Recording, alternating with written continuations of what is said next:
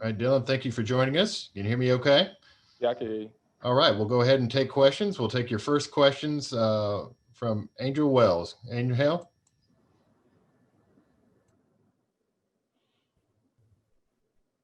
Hi, Dylan. Um, how old were you when you started playing football, and how would you describe your athletic journey now that you've made it to the national championship game? I started football when I was like 7 years old. Ever since then, I was always like best player on the field. I played running back and linebacker growing up, so it was fun for me growing up, and it's fun for me now. So like being able to play on this big stage now is a dream come true. When I was a kid, I used to always turn on college game day every Saturday. The first thing I'd do is wake up and watch that. So being able to play, in the national championship, like I said, is a dream of mine. All right, we'll next go to Patrick Murphy. Patrick, go ahead. Dylan, when you look at the way this Ohio State rushing attack has changed throughout the year, not only Trey Sermon but the offensive line, what do you see that they've gotten better at, and what are the biggest challenges of this attack on Monday? First and foremost, I think that Ohio State has a really great offensive line. They open up the holes, for the running back Trey Sermon to get through them. And I feel like that's why he's had, majority of his success, because of his offensive line. And I feel like, every great running back would say that about, the guys up front.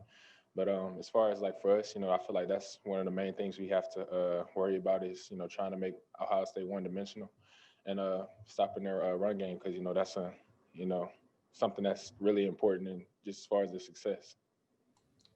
All right, next we'll go to Mike Rodak. Go ahead, Mike.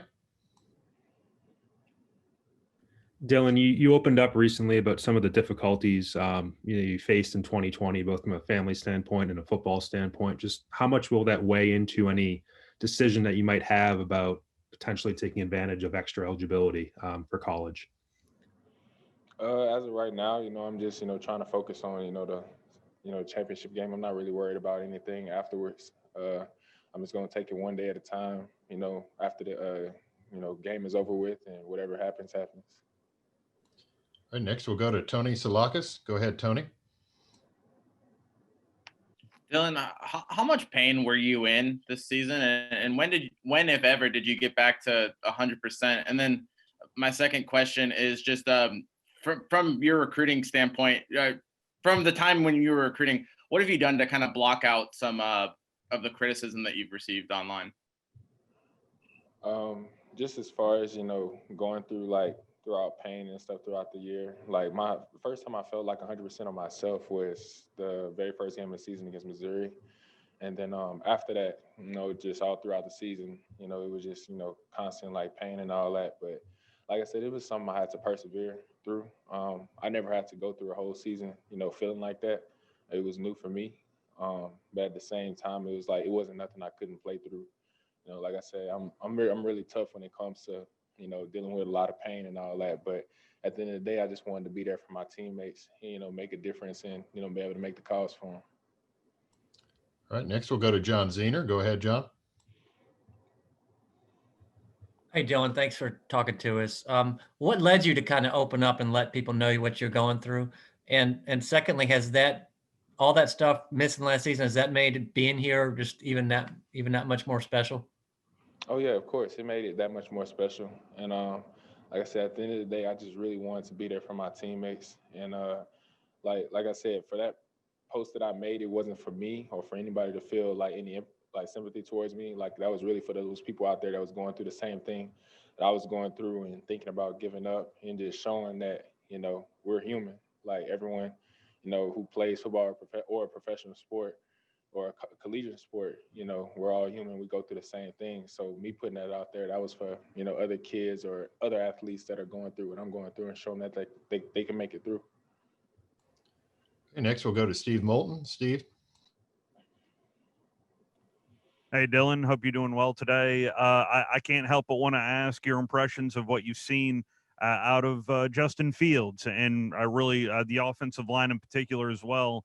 They're at Ohio State. I've been watching Justin Fields, since he came out of high school. I always had high praise in him. He kind of reminded me of a young Cam Newton or something like that. But dude, he has a lot of great talent. He could deliver the ball to his receivers. has a strong arm, athletic. He's everything that you want in a quarterback. And like I said, we respect him. And like I said, we go into the game, confident and knowing that this is going to be a great challenge. Next, we'll go to Ben Hall. Go ahead, Ben. Hey, Dylan. Throughout this year, we've seen some younger guys step up on your defense, like Malachi Moore and Will Anderson. What has it been like serving kind of as a role model and a leader to some of the younger guys on this defense? It means a lot to me, man. Because I remember when I was a freshman and I needed that guidance or needed like an older guy just to give me that extra nudge, just to have confidence in order to go on the field. And just knowing that someone older believes in you and knows that, your athletic ability is good enough to be in this defense and play, it means a lot. So I try and, stick my neck out a lot for the guys. As far as just the freshmen in general, it's a lot of guys that, just in general like that. I'm sorry, I lost my train of thought. But yeah, just as far as like the freshmen and stuff, we try and, keep them, grounded and knowing that, that you can be successful playing in this defense. Thank you.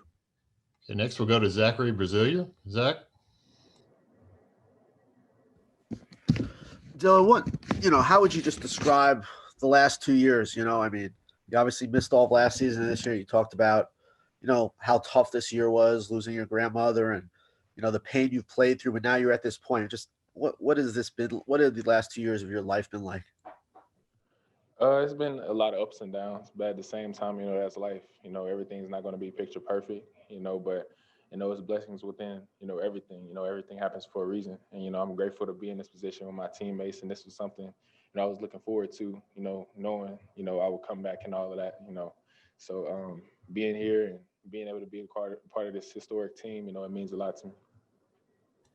Next question comes from Haley Sutton. Go ahead, Haley.